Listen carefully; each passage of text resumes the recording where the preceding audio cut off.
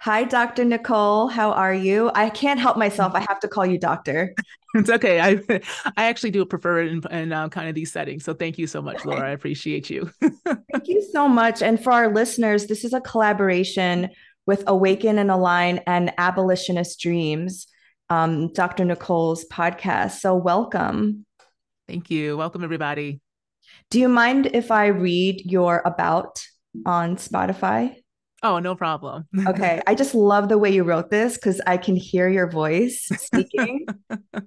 Come on a journey of navigating humanity in this dumpster fire that we call society with me, Dr. Nicole Truesdell, a 40 something ex academic, deconstructing and shedding all confining systems of my previous life. Such a Scorpio rising statement. I talk about coming out late in life, astrology, emotions, relationships, the raggedy space we called society through an abolitionist lens, spirituality, ancestors, Orisha, and anything else I am led to share. This is how I dream in the public. So come along with me as I create my abolitionist dreamscapes. I love that. And you make me laugh literally through your content. I'm glad. Oh my I'm God. naturally very lighthearted and I'm really Yeah, childlike when I'm you are. allowing myself to play. So I'm glad it makes people laugh and also think. Yes, because you're a Leo sun. Yes. Yes.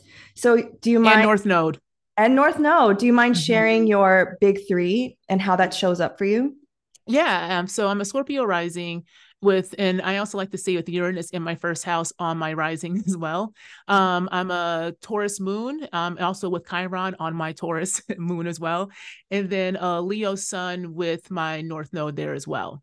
Wow. So I love your podcast, by the way. And my favorite one was actually the first one because it really explained why I resonate so deeply with your words and your content because I also have Uranus on my ascendant and I also have Lilith in my first house. Me too. Yeah. So I'm like, okay, this makes a lot of sense. And why your content just like speaks to me because it's real, it's raw, it's honest, but it's also hopeful at the same time. You give very practical ways that we can deconstruct, and it's all around love and healing. Yes. And thank you for speaking that back, Laura, because I think sometimes people miss that. If they only get me in the TikToks in 3 minutes or something, that's only just kind of the appetizer to really get us to open up to the possibilities of what dreaming really can look like if we allow ourselves to actually go into our imaginations once again. Mhm. And the thing is, because we live in capitalism, right, and steals our childhood, that's stealing our childhood means we still our humanity. It's like it's given up to the altar, right, of society. And so for me, the only way we can come back is if we also bring in laughter and childlike things. So if you listen to me, you're gonna laugh. If you're in my presence, you're gonna laugh. Like, because there's a way that we have to bring joy in as a way to make space for our dreams. Mhm. And in that episode, you mentioned that, well, you mentioned Yemeya and you mentioned the pandemic, which was another synchronicity for me because during the pandemic was my racial awakening and how this country has just and continues to oppress Black people and there's a little shame and guilt there that it took me that long to understand the levels, right? Because I knew, I grew up in New York. We had riots around Black Lives Matter before, and I considered myself to be very racially aware. But it wasn't until that time that I saw how deeply embedded it is in our consciousness. Yeah. And that was the same time I met my friend Anita Kopach, who wrote a book about Yemeya and the healing waters of the ocean and the healing aspects of water and the goddess of Yemeya. And I just thought it was such a synchronicity because you also had sort of an awakening during that time. Do you mind sharing a little bit about that? Yeah. So when it happened when I moved to Brown, when I got the position at Brown. So I was an MMX academic, right? So I was assistant vice president for campus life. It was the worst job of my life. Please don't think them institutions are nothing but raggedy ass places. Honestly, all you got to do, you go in there to look all nice and new. You pull that white tablecloth up, it ain't nothing but mold and shit. Honestly, it really is. And I learned that firsthand, right? So when I was there, it was interesting too, because I really do feel it was my ancestors. So when I got there, I started getting back into my metaphysical practice. I was heavily into metaphysics back in my late 20s. And I kind of teetered off and then came back into it. So when I ended up meeting my now god brother, because he was a reader, a tarot reader, he introduced me to my godfather. And it was at that first conversation on the mat. And this was before the pandemic. So this was going to be at the very beginning of 2019. 2019 broke me. So that was the big thing. 2019 completely broke me. And I needed to be broken because I had to be broken open. And so when I went down to the mat and was with him, that it was when Yemaya first came out. She was very strong. Now, she does not have my head. And what I mean by that is in my tradition, we have certain Orisha that will kind of claim you as a child, essentially. So they are on your head. The waters don't have my head. They have my feet, but the waters kept coming. So it was Yemaya first and then Oshun, over and over and over again, asking me essentially to feel and figure out that my feelings, because I have very intense emotions too, right? I'm very, very emotional. Like Carl Thomas and Mary J. Blige had a baby, right? That's me. So let's be real. But I didn't know what to do with them because I was also told to not express them my whole life, right? So I'm 6'3", and I say that because when I did have emotions, people would be like, okay, you need to just kind of put that away. So being on the mat and listening to them talk, and they were like, no, you got to feel, honey. And if you don't feel, you really are going to break. And then I broke because I had a awful experience at work. And long story short with that is I had to let a director of I was in charge of 7 student centers. One of the directors I had to let go. I never had to let somebody go. And it was a long process. And the only reason why I had to let this person go was because it was students, staff, and administrators who kept coming and complaining about serious, egregious things. Went through the whole process. As soon as I let him go, every single person, including the students who initiated the issues against the director, the faculty who initiated the issues against the director, and both of these are places that people that came to me and asked for funding to do work that they wouldn't get funding from the director of that center, along with other kind of key administrators, completely turned on me. And when I say turn, I mean it was 6 months of doxing, protesting. I would have 65 people deep in front of my office with video cameras. I had a town hall in which I completely got railroaded by the staff, and it was the staff of the center who also had brought up the issues to me about the director.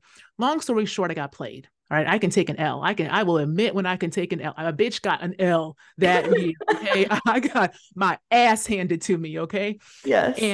And there was actually the month that it was the most egregious, like when it was really palatable, was actually during that. I realized it yesterday. It was during the conjunction of Sun and Mars in Virgo, which rules my 11th house. So I had massive group protests. They would never come one-on-one because they told me that literally I got told that I was too smart to talk to one-on-one. So they would come deep in groups, right? And so that's all leading up to this point of Yemaya. So so I was broken. Like when I say I was broken, like my heart literally was ripped out of my chest and stomped on over and over again for 6 months. And it was all in the name of transformative justice. That's what I was told. This was justice, right? And I realized that, and I was so committed to the ideology and the concepts of justice that I was blinded. Like I kept saying, well, no, this is just part of it. And so we're working it out. Like I wasn't allowing myself to believe the reality that I got played. Right? I wasn't allowing myself to believe the reality that it was folks of color who were literally enacting some of the worst anti-Blackness that you can experience as a Black woman, who was once to become in and people say, listen, listen, listen. They were all great listening when we did all the transformation, all of the budget, all of the money making. But then when they but when they had to suffer the consequences of what they enacted, it then became a scapegoat. So by the end of that semester, I'll be quite frank. And so I'm fine, y'all. I'm going to preface this. I am fine. Do not call nobody. I'm trying to show you my story. Okay.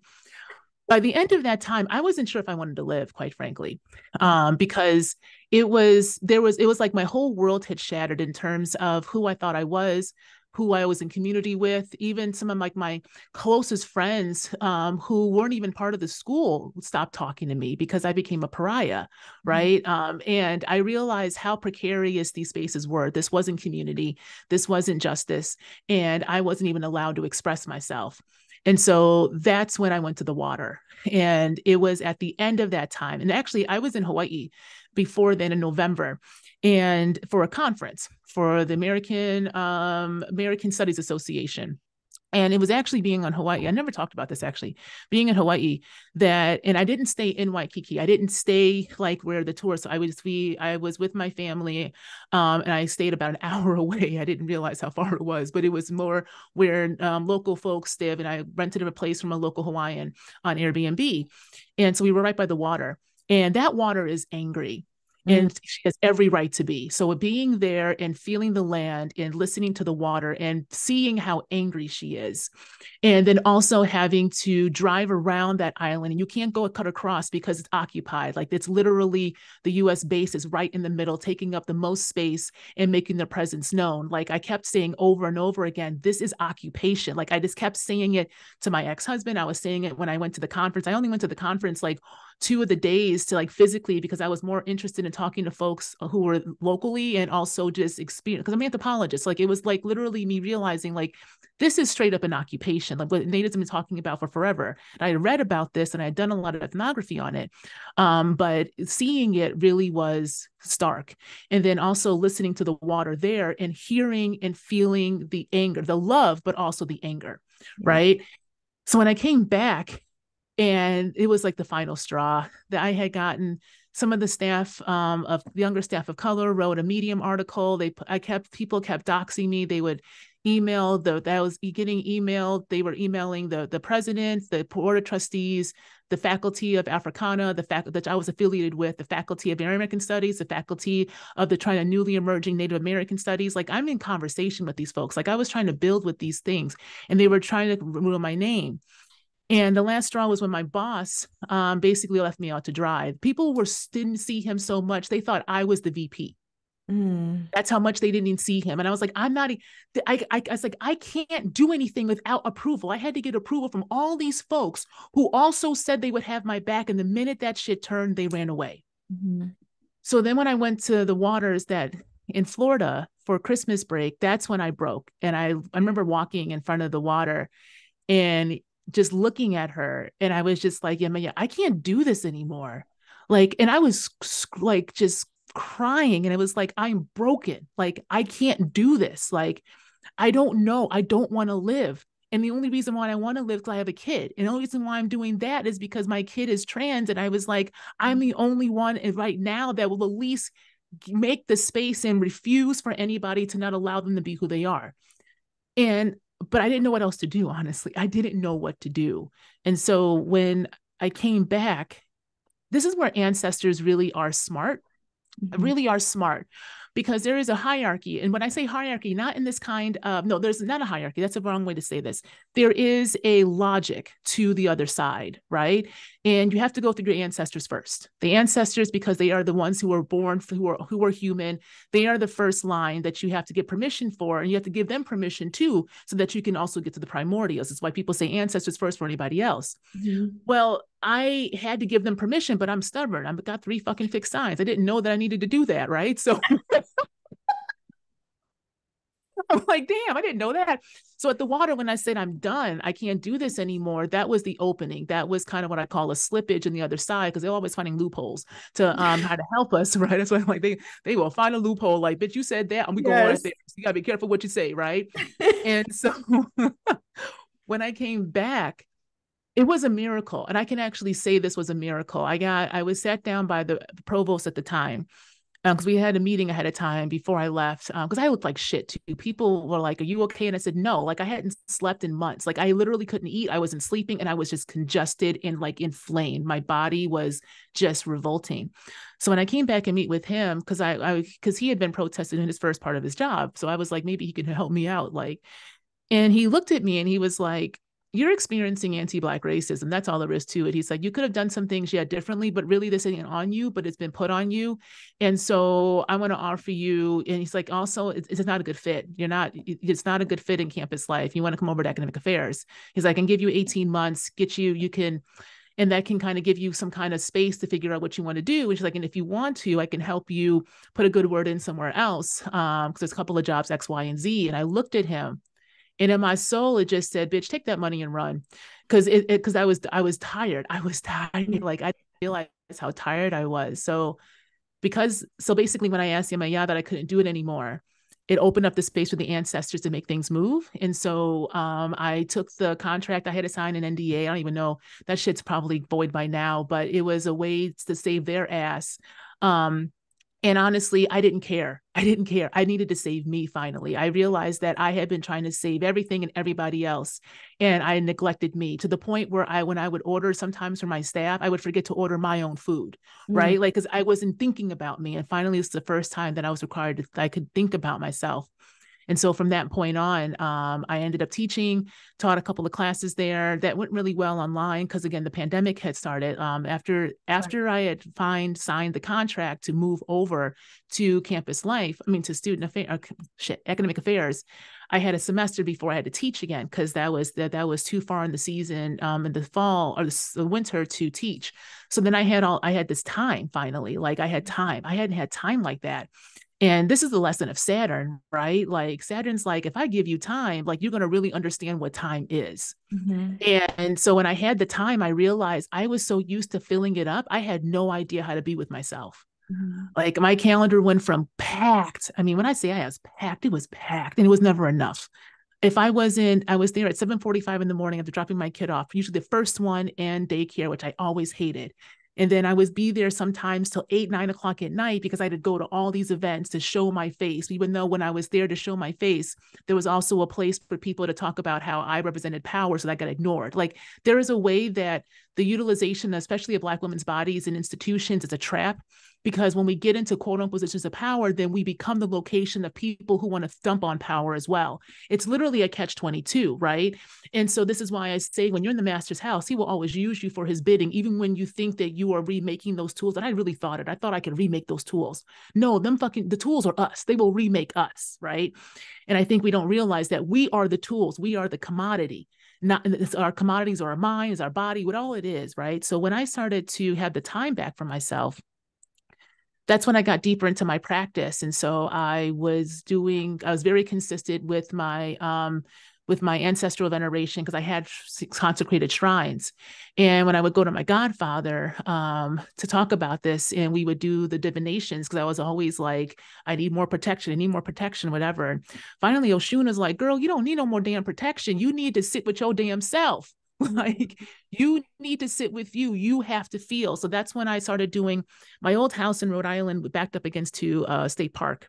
And those woods really healed me, because I would then just basically go for long walks, sometimes with my kid and the next door neighbor, sometimes with my dog who passed last year, a lot of time with myself. And I would just walk those woods. And there was this creek that was there that I would walk through. And sometimes it was dry. And then when spring happened, it started to flow again. And I realized that she was like the water was talking, right? It was showing that there are seasons of dry, but also seasons of plenty. But the water still knows it has to flow. So it was like, you got to flow, Nicole. And then the trees would talk. If we actually stop and listen, nature is always talking and showing us, right? And our nature is Orisha. So that's another embodiment of Orisha. So long story short, sorry, I can go on tangents. But the long story short is the waters have my feet. So the waters have always supported me. And I had to let the waters support, which means I had to let go.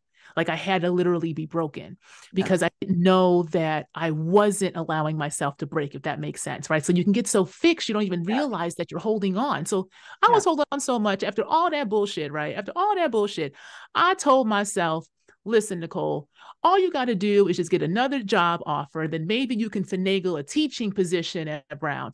When other people looked at me like, you lost your goddamn mind. So I went I had a job interview. I'm a finalist. Like, I'm a 1 or 2 of a new center out in Colorado. Didn't want that damn. That was a trap too, right? But I'm like, no, if I get the offer, right? And then reading said, you're going to get it, didn't get it, right? And I looked at that and I realized y'all really ain't gonna let me go back. Like, you're not Mhm. going to let me go back. And I literally heard, no, you asked for your freedom, fool. I can't, Yes. people talk to me like I talk. So they were like, you asked for your freedom. Like, you asked us. And that's when I learned from the crossroads, don't ask us to open up roads for you and then turn around and say, oh, but not that way. You Yes. asked for freedom. So we're going to help you find it. Right. And I think that's what we have to realize is that that's why I say they're smart. They're Mhm. really smart. They trick us into our own elevation, whether we want to or not. Yes. Yeah, I love that you said that. And in some ways, when you let that go and you started to share on, not that you were letting it go right away, but you started sharing on TikTok and you started to have your TikTok career, I guess. And then now it makes sense why it doesn't seem like you're afraid. You're somebody that I ask for advice. I drop into your DMs, I ask you, how do you handle it? How do you handle the annoying people, the trolls? Because the content of your content is inflammatory. It triggers Mhm. people. I think on purpose, that Uranus and the Lilith, it makes people, it forces people to look at something deep inside of them that is just being mirrored back from you. Yeah. And so I feel, I don't know if you feel the same way, that that whole experience prepared you for this. Yes. It heavily did because it also let me know it broke a lot of things, right? A few things. And honestly, it's funny you say that the projection is real, right? I'm in human design, I'm a 5-1. And it Oh, makes a lot of sense. I'm a Makes a three lot of damn five. sense. Ah, see, that's 5 line still, Yes. right? And so that makes sense too. The 3-5 makes sense. But that also kind of gave me another language, right? Of like, if I realize I will always be, there's always going to be a projection aspect, Yes. right? Then, and this is where also Oshun helped me with this to understand this a bit better. And Shango, who rules fire and has my head, is that it helped me realize then if I'm going to be the projection, then I'm going to make sure that I bounce that shit back off of you, back to you, right? So if I'm going to be I'm going to be your mirror. You can put it at me, but I'm not going to hold it anymore. I'm going to speak back then. That's not what I said, but this is what you took. So then maybe you got to look at that, right? And I realized that's because shit, I already died. Mm-hmm. Right? That's the thing. I already went through a complete social death. And I've always said this, and I'm writing about this more, is that there's multiple ways to die. There's Yes. multiple types of deaths, right? And many people are actually a walking dead right now. Like you're disconnected. And so you're just going through the motions of what you think is life, but you're not really living, right? We also have people who are literally dying, but we also have those who are pushed to the margin so much that they are also going through and have lived and living in a waking death themselves, right? This is what you can really think about as we think about like necropolitics and the ways that only certain bodies and certain populations are seen as having full humanity. So we already are experiencing the ways of death and different ways of death in the public that is called life. And so for me, I realize if we just acknowledge that we're not fully living because we're not allowed to live, I've already went through a social death in which everything around me left, right? Like I have nothing from my former life. There's nothing left, including people. So this is also not some kind of, I never want to give the fairy tale for people that this is easy. Like this is also can be very lonely. Like I'm rebuilding a whole life so that I could, because I couldn't, no one could come with me. I was a different person then, right? Yes. But in that kind of social death piece of it, I'm like, well, then if I want to live, then I have to be me. Right. I have to, and then that's what I'm figuring out. This is me. This is a lot more me than anything else. And so my words will be, when I speak, my words are with love and with truth, but we live in a society that has fed us delusions and lies, right? And told us that's what comfortability is. And so there's a way that I'm not going to lie, I am afraid. Sometimes like I have like 200 drafts of my TikTok. Like I have 200, like it's ridiculous. I realize I'm like, God damn, Nicole, what the hell are you drafting this shit for?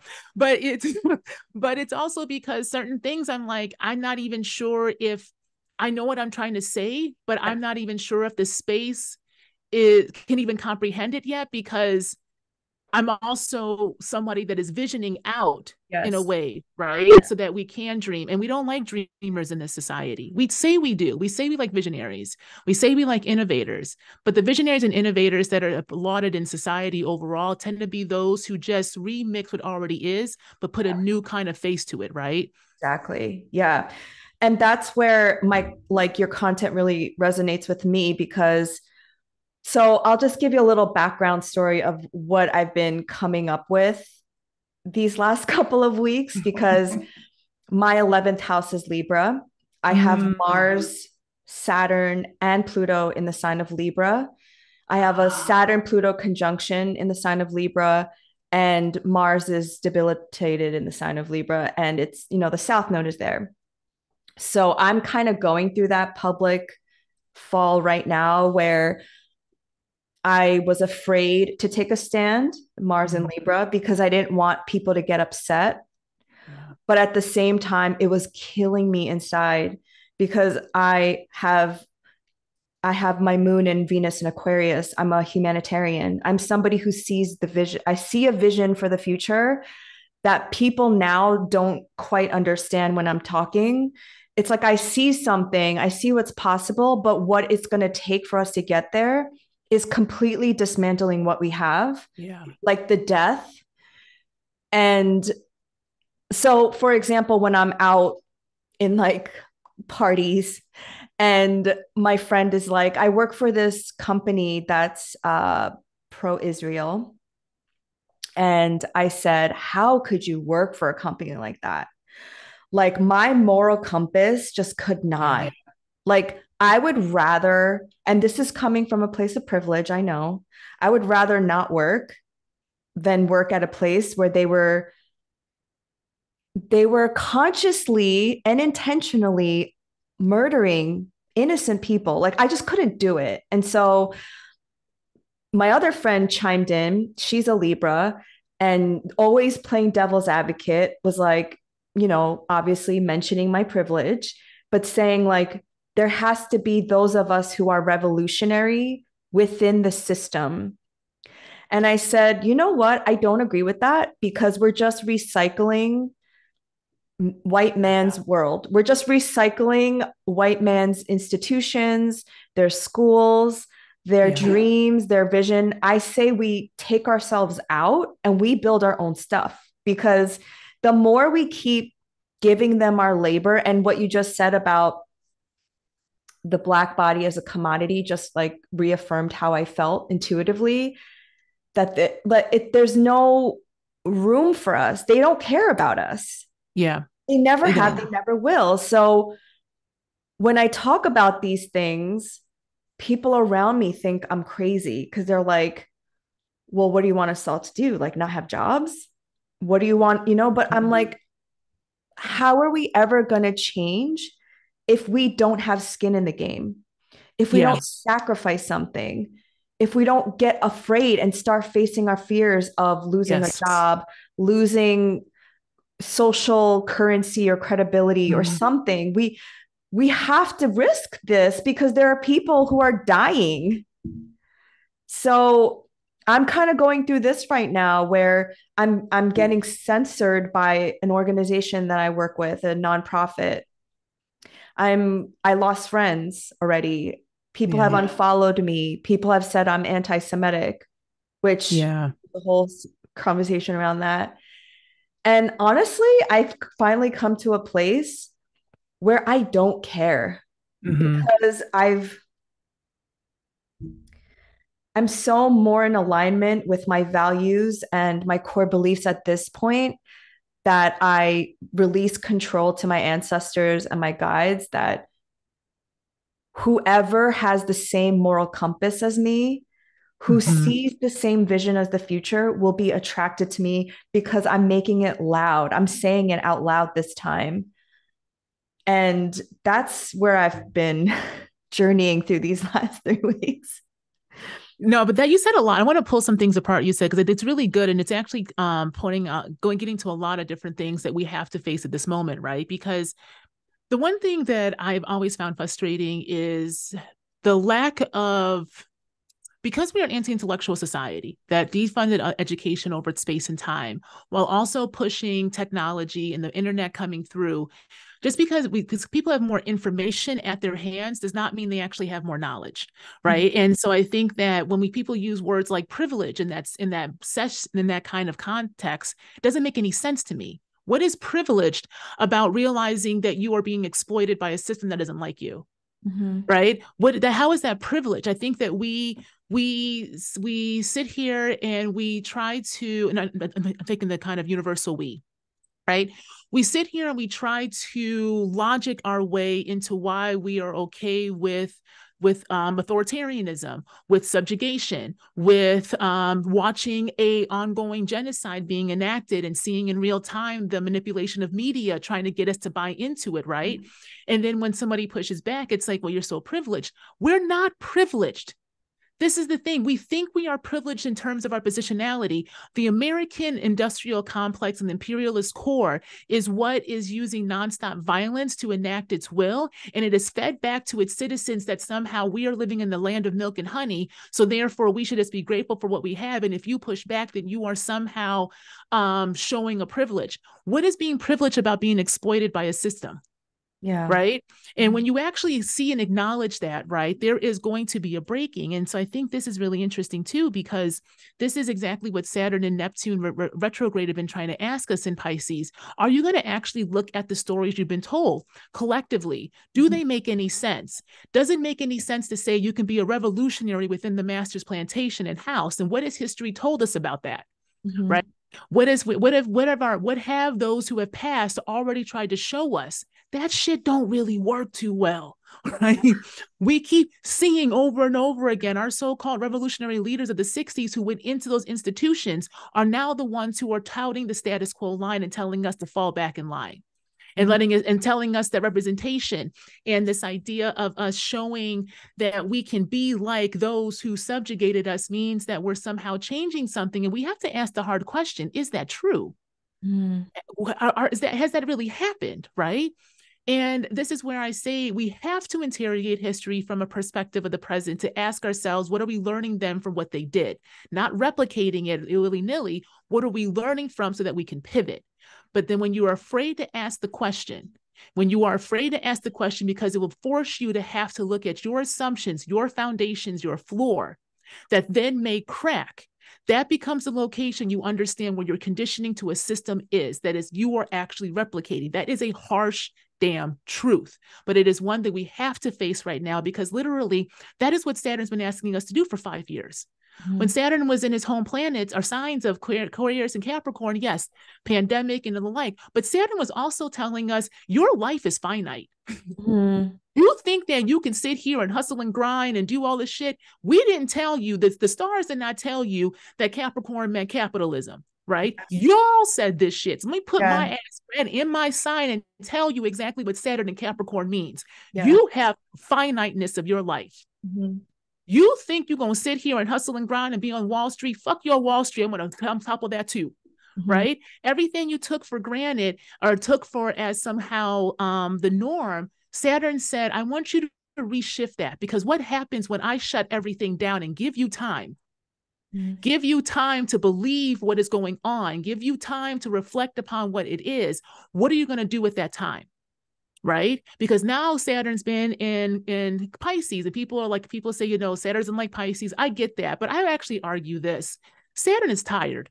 Saturn is taking his damn break. He is swimming in the waters, right? Because he's like, because I am now going to ignite some shit when I go to Aries, and I'm taking Neptune with me. Mm-hmm. Right? So now the deep waters, the subconscious, the collective unconscious, the illusions we've been fed, and then the deep waters, we have to remember the current of the ocean floor runs counter to the top. Yeah. Right? So Neptune retrograde with Saturn retrograde is like, if I pull back all of this and give y'all some time I'm going to slow shit down, because Saturn retrograde is going to slow it down. I'm going to slow it down and have you see what's really going on. Are you ready to run counter to the norm you have been fed? Because when we move over into Aries, this is going to ignite some shit. We are going to be igniting what you have been taught and what you have been asked to examine, right? Mm-hmm. So then when we think about privilege, we're not privileged in the terms of the sense of having any kind of life. We're privileged in being consumers of other people's shit. We're privileged in so-called reaping the kind of benefits, if we're even going to call it that, from a colonial project that is ongoing in nature, both internally settlerized, but also externally imperialist. Do you want to be a part of that shit? Right? And I think as folks who are the descendants of those who were also used and brutalized by that system, our ancestors are like, y'all, really? You think capitalism is going to save you? How is capitalism going to save you when capitalism needs your goddamn body to do it? Mm-hmm. And if you don't have a body, how can you actually? So again, Saturn, your body is finite. Your time is finite. And then Taurus in that last kind of north node, right, with Jupiter and Uranus there, is shaking it up, saying, and guess what? Not only is shit finite, but you can't even do this by yourself, because guess what? If you ain't got no damn food to eat, your body can't do nothing. Yeah. Right? If you have no access to things that are supposed to just be there for all, what then does it mean to enact change in a society that is making it very abundant and clear that it wants to confine us in our understanding of materiality, right? Mm-hmm. So yeah, and I think for you also, I just want to say the last thing. Sorry, I go on tangents, but please go on tangents. I love tangents. I go on tangents. Your kind of 11th, 5th house axis being activated right now makes sense, because if your 5th house is in Aries, right? So I'm hearing that right? Yeah, and I'm a Aries sun. Okay, so that makes a lot of sense, because now it's like, what does it look like to actually stand in your own sense of self and power? And not only that, but in doing that, what does it mean to be human? I actually argue this. I'm going to write about this more, and this is not, and if other people have written about this, let me know. But I argue right now, because of the fact that we have lost and have had our childhood stolen from us, there was no ability for us to actually understand what it means to be creative and naturally, just to be playing and being in that kind of sense of self. So the 5th house, our 5th house becomes a location that we can understand how to become human again.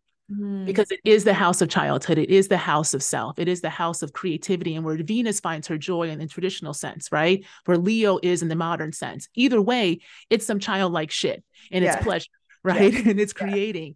And so it makes sense that you're coming basically into, well, how you want to express your humanity, right? Especially with Saturn and Mars together, that also indicates having a really harsh child, like it indicates having harsh parental, like a father figure, right? It indicates having cruelty in one way, shape, or form that became foundational. So what does it mean to shift and transmute that in a way that allows you to come into a sense of self that you can own, because you know you can actually parent yourself?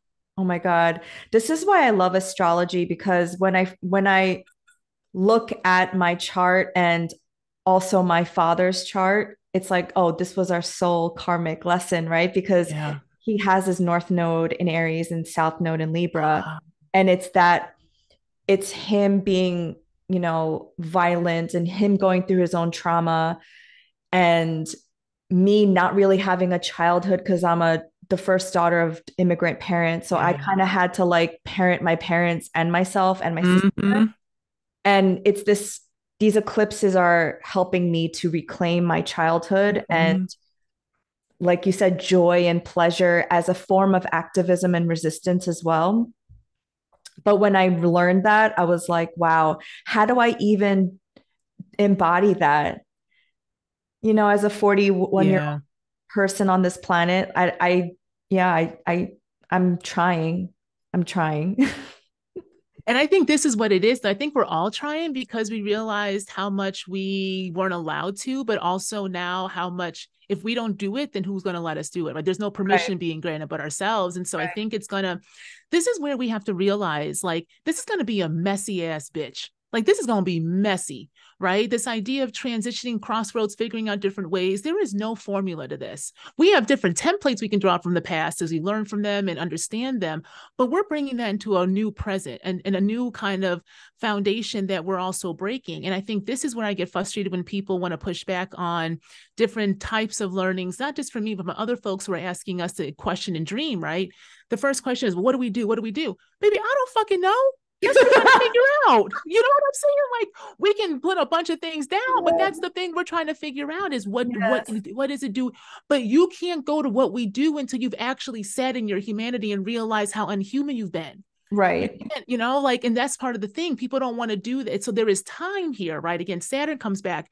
What is time then, me? If we take it back, it's going to have to be remade. You cannot force, right? You're not going to be able to just do one thing. And then the thing is, what's our relationship to quote unquote failure? If it doesn't work the first time, do we understand, okay, well, that's an experience that we have to learn from to figure out what to pivot. Doesn't mean you go right back to what was, because we already know that shit don't work. Right. Right. So do we actually believe our realities? And in believing our reality, I tell you it's over and over again, whether it be clients or just in my teachings and anything else. Like if we actually believe our realities, there is no way you can go back.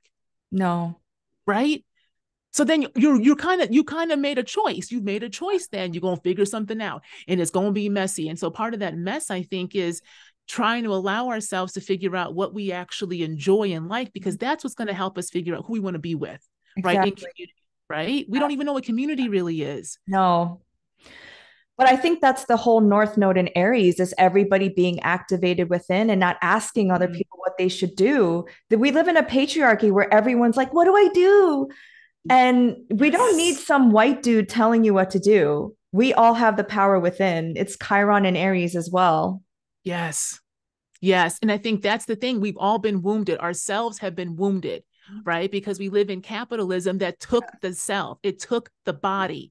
It first took the Black body and the Native body and any other body. When I say indigenous, it's indigenous across the world, right? It is an indigeneity across the world. They came in and took other people's shit and then put their processes on top of it. And the one thing the European was good at, especially the British, they were good at figuring out local understandings of difference and then exploiting that and putting a European or a British understanding of hierarchy on that difference, which then has embedded itself over space and time to the point now we can't even see our struggles are related because we have bought into this idea of a hierarchy in one way, shape, or form. Yeah. Hence, we buy into this idea of privilege in a one way, shape, or form that is really distorted. Because, yes, there are privileges we have, but again, the privilege is not actually yours. It is let's be real. The privilege you have is not yours. It is given to you when the state wants to give it to you. Right. It's right. So that's what we don't want to acknowledge. This is why whiteness is so good at maintaining as a power, especially through those who claim themselves to be white or those who are aligned themselves with whiteness. You ain't got to be white to be an ally of whiteness, right? We know that shit pretty plain as day. But when we don't realize that that is conditional, whiteness, it will give you whiteness. It will give you the category of white when it wants you to, but when you don't step and fetch, they will take that shit back. And we saw that in 2020, especially in Seattle, with those protests. Them cops bashed them white folks over their head, just like they would Black folks. Yes. And I think that was a turning point for some folks realizing what true state violence is. Right? And this happened in the 60s too. This is the thing, y'all.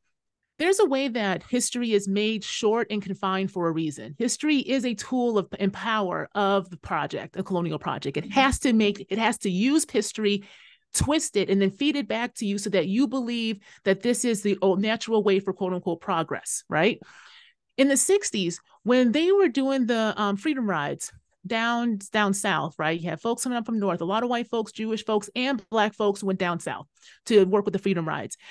There was that one famous picture of that young white student who had, when he walked out the bus and he had his head bashed over and it's just blood coming down. He actually went to Beloit, where I was undergrad. So he came to the school and talked about that because Beloit actually sent a bunch of folks down a freedom ride. And it was a really enlightening conversation because one of the things he said was that there was a strategy on the bus. They knew good and damn well that if it was Black folks coming out first, they were going to hit the violence first, but that it necessarily wouldn't be believed because people of the North weren't really believing the violence of the South, right? That was also something too, similar to right now, right? Or believing it until they see it. So they made a concerted effort for white folks to go off first. He said he would go off first, right? Knowing that he was going to most likely be met with violence, but also knowing there's going to be photographers there, right?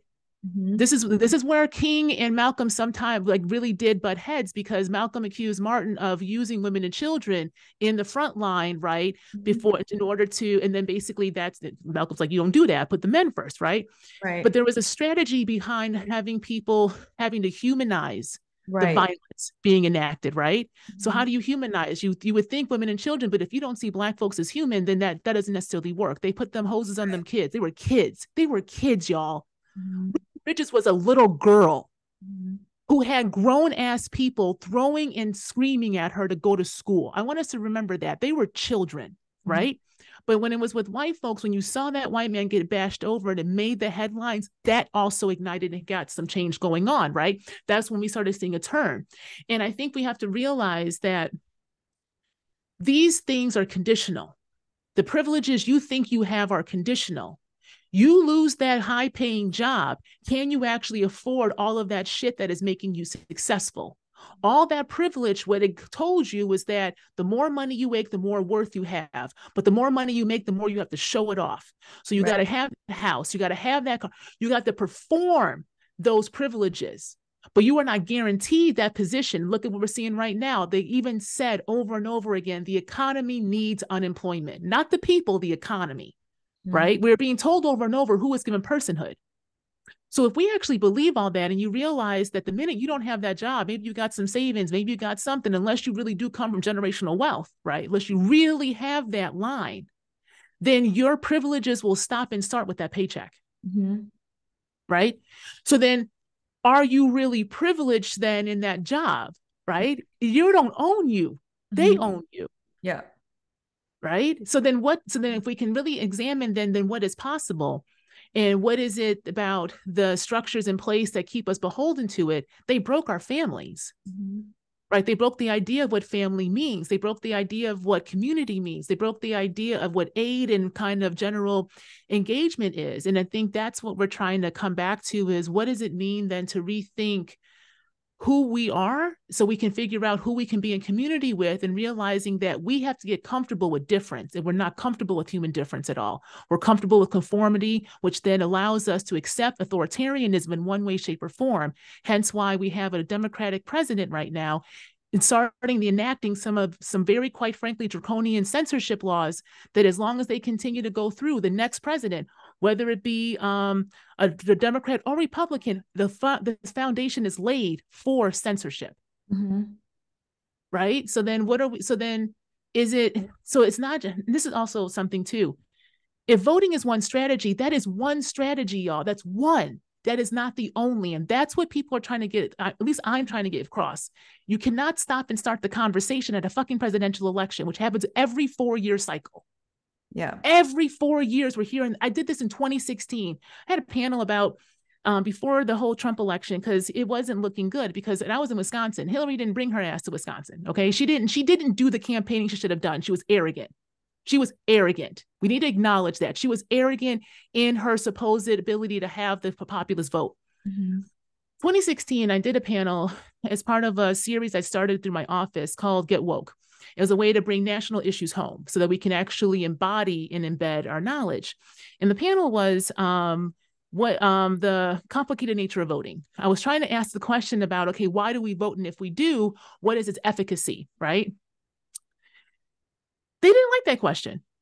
The poli-sci professor, Black man on there talking about, and then he wanted to argue with me about what genocide was. Like he literally was like, what happened to Black folks is not necessarily genocide. It's something else. And I looked at him, I was like, you have lost your damn mind. You have lost your mind, right? And he was trying to logic. It was an intellectual conversation. And I'm like, I'm not intellectualizing this. I am saying what is. We live in an apartheid state. Our bodies are commodities. This is an ongoing genocide that is slowly choking us. So then can we ask the question, what else can we do besides just talk about voting, right? If it's one thing and they keep taking away our rights to even do that, right? With the gerrymandering and all that stuff, then what else can we do? But see, when you ask the question you don't want to answer, this is what allows reproduction to go, right?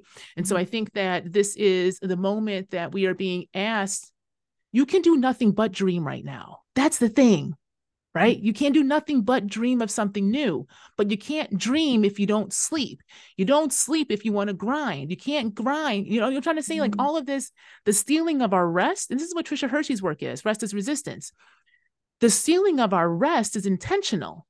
So intentional. Yeah. Right? You keep a population sick and ignorant, all they're going to do is go back and conform, because all they can see is that they are sick and they don't have the kind of the knowledge that allows them to question, or even if they do question, it goes back to, like, I pay my bills. Yes. Right. Yeah. So Saturn broke a lot of shit. Right. Yeah. Well, I was going to say Trisha Hersey has Jupiter in Pisces. And I think that Pisces area of your chart is really asking you to like stop, shut up, rest, because Pisces is infinite possibility. There isn't just one way. There isn't just a two-party system. It doesn't have to be this way. Capitalism is not just one way. Like, there are so many things that we can change, but people are just so binary thinking. They think like this is all we can have. And we're just, like we're just going to elect President Biden because he's the lesser of two evils. I think he's evil now. I think we can all agree. So it's like, that is why this is so important, the dream work, because we need to see like that there are other possibilities, but we're never going to get there if we're just like apathetic and saying that's it, I don't know if I don't know if this is a good time you want to talk about Pluto and Aquarius, because I know you have a lot to say about this. But I think, yes, I do. But yeah, and that's a perfect lead in, right? Because that's exactly what it is, right? Because this is how power moves and operates. We have to understand what power is. Power is a structure. It's a structure that needs to both consume our bodies, our minds, but also our spirit. It's a very spiritual warfare aspect too. And I talk about spiritual warfare a lot, actually, in the context of the colonial project. And if we think about when the last time Pluto was in Aquarius, that was what, 245, 50 years ago or something like that, during the quote unquote age of revolution. And there's a way you got to always be careful about whose lens and whose sight and whose stories you are privileging when you want to analyze history, particularly through the astrological lens. And I find that if we go back in time and actually look at those stories, again, this is what Saturn and Neptune and Pisces are asking us to do, retrograde. Like, the minute Saturn's in Pisces, he's basically saying, y'all better get serious about these goddamn stories, because it's some bullshit. Y'all collectively binding some bullshit. And I'm trying to tell, again, I told you, so I'm just going to sit here, right, and let y'all feel. So Pluto and Aquarius, right, we get fed these stories of the revolutions, American and French, all the time as the embodiment, but they always miss Haiti, right? People but they say Haiti, but they don't say like what happened to Haiti 250 years after. At all, right? And so for me, I start with the plantation, those who were on the plantation, those who were forced on those plantations, right? And if we look at the Age of Revolution that way, and Pluto and Aquarius, we saw nonstop slave revolts throughout that period, right? But we're not told or taught that. Why? Because we are using the side of the colonizer. We are using the side of the oppressor, who made themselves the oppressed in the collective imagination, right? So this is power, how power manipulates the humanitarian aspect of Aquarius for its own end games. We've got to be careful about Aquarius. Aquarius does not necessarily mean that you actually are empathetic to humanity. You're just a humanitarian. But what is the definition of human being used in that concept? And then how are people buying into that idea of human to enforce a humanitarianism, right? So if we understand that power is taken over the concept of the human, because this is part of the colonial project's justification of why it could go in and leave that peninsula. Europe is not a continent, y'all. It's a fucking peninsula. It's a peninsula of Asia. Okay. Yes. I love that you brought that up. Okay. They want to be so separate. But so separate. But you're not. And you have no natural resources anymore to actually support your own people, because you decimated your own lands for so goddamn long. That's why you own everybody else's shit, extracting it and then making them less human and justify your supposed humanitarianism, right? So that if we go back to the original stories that we are told, how the hell can people sit here and think these revolutions, American and French, brought us democracy when the whole damn reason they were funded is through the slave trade? Yes. That's what always has killed me. Like, the revolutionary thinking, and this is why the first book I did for my Patreon last year was Ebony and Ivy, because I situate, because I love that book historically, because it situates the construct of American freedom making through the U.S. university system. Because you have to understand something, the nation state had to be imagined. This is what Benedict Anderson calls imagined communities, right? That was one of the first books I read back in undergrad. And I read that book 5 times throughout my actual training because it was foundational through anthropological lens of the creation of the Western nation state. And so there's way we create these states by imagining these communities. Hence why we don't know what community really is, honestly, because it's been imagined for us. And it's imagined for us in these through bounded nation states, so borders and boundaries, through a supposed shared language, supposed shared culture that usually comes through the things of iconographies like flags, right? That's why this fucking flag is so important. That is a European thing. They put a flag there. That means that it's theirs. Yes. Bitch, you ain't from here. Like, what are you talking about? Like, well, I got a flag. What you mean? We got people. I got a flag. We got people. My flag. You know what I'm trying to say? Like all of a sudden, because that's the imagination of the European, the colonizer that says now this is a remade land, right? So when we think about then those stories and the revolutionaries and the university system, right? Because again, I'm an educator and I look at these things through institutions. The institution of education became one of the biggest justifications that solidified and gave legitimacy to the construction of the U.S. state. So, and who funded those universities? The goddamn slave trade. Yeah. Mm-hmm. Right? They actively, folks from Harvard, who were on, they were all reverends too. This is where spirituality comes in. The first presidents were reverends. These were religious institutions. Mm-hmm. Okay. They actively went down to the Caribbean and to the deep South because that's where the money was. So they couldn't get the money from King George because George was like, bitch, I want y'all's money too. And they were like, no, we don't want you to have whole taxation thing. And the Boston Tea Party, that was rich folks talking to rich folks. Okay. Mm-hmm. That was rich gentry merchants who wanted to be the new king. So they went down South. They even wrote about this. They called them planters ignorant. They called them slow. They hated their religion. But guess what? They liked that money. Mm-hmm. So when you bring a master to the table, who else is he going to bring with him? He's going to bring those he's enslaved because that is the money. That is where the capital comes from. Mm-hmm. So over time, you saw reverends who were supposed abolitionists end up then owning people by the time they left, by the time they died, mm-hmm. right? So we have embedded within this revolutionary thought. And these were also many of them revolutionary thinkers. They were being influenced by the Scottish Enlightenment. Mm-hmm. Mm-hmm. Scottish Enlightenment thinkers. Who were they influenced by, y'all? The goddamn Greeks and Romans. Mm-hmm. All this shit is a rinse and repeat. They got their ideas of liberation and democracy making and citizenship by looking at the so-called Greek city states and their concepts of citizenship. And then, the kind of Roman revivalism that came up heavily during the 17 and 1800s. Their imaginations are this big. That's what I'm trying to say. Okay. We just doing a rinse and motherfucking repeat. Okay. So again, so we go back in time, right? So Pluto been in Capricorn. Mm-hmm. Pluto said, who the hell told y'all that this is what a viable power? Pluto's like, I told y'all I do death and rebirth. I didn't tell y'all to have this shit this long. I told you that this is what power is. And who told you power is supposed to be stagnant like this? Yeah. So Pluto took our asses through Capricorn and said, and you think Capricorn is Wolf on Wall Street? Bitch, I'll show you what Wall Street is. Right? Yes. Right? And it started to collapse. But did we believe it? Right? We told the Occupy folks they were crazy.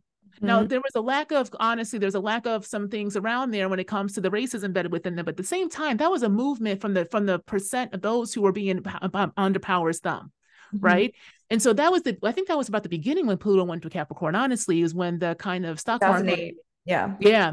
Right. So do we believe what the stars are saying? This is why I tell people, this is why I don't ascribe to the outer planets. I do not give them the zodiacs because that is not their function. You're missing the duality of the inner planets. They have to have a duality. So the outer planets are really us trying to give us a higher octave of knowledge of the collective and also what power looks like. They're like, baby, we have been here. And I think it's not. And I also think I got to look at the dates. And Laura, I don't know if you know off the top of your head, but even how the outer planets came into consciousness of the human, right? Is there was Pluto. See? And then before that, 17 something was Neptune, I think, or 18 something. Wait, it was either 1871. Yeah, 1871 was Neptune or Uranus, one of those. Yeah. Yeah, right. It's no coincidence to me that the outer planets revealed themselves to humanity when they were like, y'all fucked up. I Yeah. don't know what y'all doing right now, but this is not working. Y'all need to see us and y'all need to learn some shit. But we didn't learn, right? We just ascribed more Yes. power, labor onto it and capital onto it. So now Pluto's ending its time in Capricorn, right? All this shit broke. Right. Pluto said, you're going to understand what true power is. True power is the ability to transform. Yes. Right? That is true power. So then what does power mean when you understand it that way? The power truly is with the people, because this is about a population. This is about a collective, right? So now he's saying, I broke some shit. What y'all gonna do? Well, Lord of Aquarius. Aquarius is like, okay, then what does it mean to be human? What does a collective look like? Right? Can we actually allow ourselves to, because the Aquarius is a water bearer, right? It pours the water out. But what waters are you swimming in? Hence Neptune and Saturn and Pisces, right? What are the collective waters you are swimming in? And they need to be remade to be poured out anew. So I think this is about us. What does revolution mean? It's like, what are we pouring out? But you can't pour anything out that's new if you are still holding on to broken shit. Right? So I think Pluto is going to continuously break. And the thing is, we can either flow with it or we can remain stagnant. But the thing is, Uranus is telling us over and over again, baby, only thing that's constant in life is change. You may not like me, but I don't give a damn. I'm still going to do me. I'm going to change, right? So when you don't want to do it, you call me chaos, but bitch, I'm the only thing that actually likes you right now. Yes. Right? Yeah. It's so funny because Uranus on my ascendant, I have it in Sagittarius. I'm just so used to it. Like it's embedded in my body. I'm like, okay, it's happening. It's right. It's happening, whether we wanted to or not. Right. Right. And so what happens if we actually work with the spirit of change? Right. What if we actually embrace chaos as actually freedom making? Right. Yes. Right? Because Uranus is also the revolutionary rebellion. So you can't, and this is also, I tell people, stop calling down the revolutionary ancestors if you ain't about that life, because you're twisting the words at this point. And honestly, this is where I do appreciate the story of Moses. I really do. That is a good ass tale of talking about, you got to know what your role is. Right? Yes. This is about a collective. You might be the one breaking shit, but you may not be making the promised land because you don't need to be there. Because the point is to make the space and open for other populations, other generations, the ones who will become the new humans as we become the ancestors, right? We have to have some kind of training and knowledge about how to help them. So if we're here to break shit, we have to also understand Saturn's telling us shit does take some time, right? You are hopping timelines. So what does it mean to understand your timing of life? And then realizing that's part of a larger spectrum of a collective's timing of the human, right? Right. Yeah. And what I find interesting is that Pluto it went through for 15 years a Saturn ruled sign, Capricorn. It's an earth sign. And now it's going to go into Aquarius, which is another Saturn ruled sign, but it's an air sign. And Saturn in ancient times was a wealth god because it was an agricultural god. It was all about wealth found through the soil. And I honestly don't know why any other astrologer hasn't even said this. And I'm sorry if you have, but the fact that this country, the United States, was built through the hands of enslaved people, literally through their hands. Okay, let's just think about that. Centuries of people building this country up for free in such a violent way. And then the land being decimated through settler colonialism and erasing the indigenous people. Like that was really what Pluto in Capricorn, I think, meant for the US Pluto return. Yes, there are astrologers who talk about it being like the death of Wall Street and, how we're going to dismantle certain systems, but that's again through like the white lens or the Western lens. But from my perspective, I was like, how does anybody not see it like this? How are we going to give land back and reparations? And then you're going to spend the money to then do the same thing to other people and their land. Yep. Like what? And call that democracy. And call it democracy. And what I find like an evil, ironic twist is that Aquarius rules things like technology. Yep. And then literally there's a genocide happening in the Congo where the people are being forced to mine coltan, a mineral called coltan, which powers our devices. Yes. Are you crazy? Yes. Yes, absolutely. I completely and 100% agree with you. Absolutely. And this is exactly why I say that the ancestors are allowed right now. What is justice for our dead? Like, that is exactly why I'm going to be leaning heavily more into what does it mean to have justice for our dead as a form of reparations, because they were never allowed to have their true stories told, Yes. because we weren't told that. We were not actually taught the brutality and also the reality of enslavement, and also the constant, again, going back to what we were saying earlier and what you just said, the constant resistance because our hands were in the soil. And I said this in another, I think it was a TikTok, but I think my last podcast episode, where I said the land never asked to be witness to and have to soak up the blood of millions. The land never asked that. And for me, the trees never asked to be co-conspirators in nonstop lynching of Black folks, right? And other minoritized folks that the state felt they could just go ahead and do vigilante in. The land never asked. The trees never asked. Life never asked for this shit, right? And I completely agree with you 100%. This is why I think Saturn is so hard, like so heavy, right? On a lot of folks who are really trying to decolonize and deconstruct with astrology, is because Saturn is saying, like, there is no ability for you to ignore this anymore. Mm-hmm. This is power and it is killing you. And it could also, depending upon how you see Saturn, I think in the ancient way, the Saturn also rules the margins. Mm-hmm. Yes. Right? So what makes us think that a planet that is about that life and rules the margins ain't here to help us get the strength and the conviction and the faith in ourselves to realize that we have every right to take this shit back and make it in ways that actually make sense for us? I think you're absolutely right. And I think this idea of wealth through soil is brilliant, because it allows us to understand that you cannot disconnect from nature, even though that is what we were told to do. So what happens if we instead of fighting it and dominating it, if we work with it? This is why I talk about the Maroons and fugitives. Mm-hmm. I know Hershey's next book, she said on her IG, will focus on the Maroons, right? Mm-hmm. I'm reading with my Patreons. We're starting Liam Penham's Black Earth Wisdom. She's the one, she's a co-founder of Soulfire Farm up in upstate New York. Oh, yeah. She got a brand new book out, Black Earth Wisdom, which I'm really excited to get into with folks, because I mean, Alexis Pauline Gumb's work talks about this a lot in the mammals and the fauna. People will say Adrienne Marine Brown's work, right, with emergent strategy. But I think what we're seeing is that when you work with and through Indigenous and Black knowledges, right, there is a whole different system and a whole different language that we have access to, and also a whole different set of co-conspirators. Yes. Right? Because nature has always conspired for our freedom. Yes. That's why they boundary it out so much. That's why they won't even allow us to really be able to work with the land how we want. Yes. Right? Yes.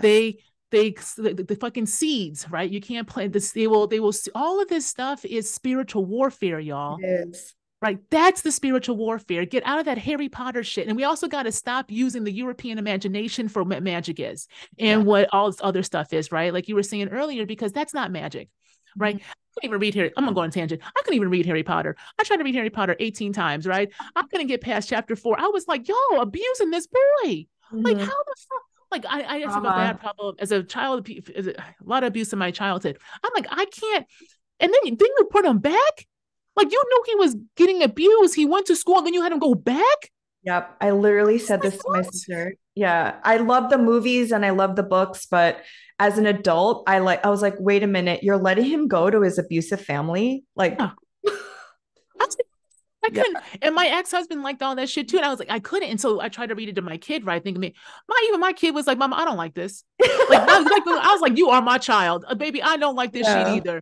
Right. And we try to watch. I couldn't even watch the movie, and I didn't realize what was going on. This is before I even had the language. I just think there was a way that, for me, and I think also because I worked in trio programs, and I had to work with students who were homeless, who lost parents, who were abused, and there was no goddamn way I was going to let them go back to their homes in the summertime. Like, we moved hell and high water to make sure they had funding or housing somewhere else, right? You don't bring a child And I consider young people children because they never got a childhood, right? You don't bring children back into their abuse and then wonder why they come back out fucked up. Yeah. And then so that's our imagination. Yeah. Right. So, and we're also fed the imagination and the fantastical. It's nothing more than regurgitated medieval European history, which is nothing but violence. Literally. Right. It's like, God damn, y'all can't got no other stories. Yeah. Y'all like, y'all really don't have no all y'all know is violence and destruction, and then someone's gonna come out on top, right? This is some boring and violent ass shit, right? And so even this idea is going back to Neptune, because my fifth house is ruled by Pisces, right? So so going back to, and it's what IC is too. So there's a way that, like, when we're talking about storytelling and story making, even the construction of stories is what we're fed mostly through a Western understanding of it. So the hero story, right? There has to be a hero and villain. So there's already an embedded binary in these stories. So going back to the founding fathers, of course, we're going to get fed back their story as they're the heroes versus the villains, because that is the construction of storytelling and story making through a European lens. That is not the only. This is why when you read different types of Black and diasporic authors, when you read Indigenous authors, when you read Asian authors from all the different regions of what we call Asia and subcontinent of Asia, there is a complete different storytelling and story making. Time is different.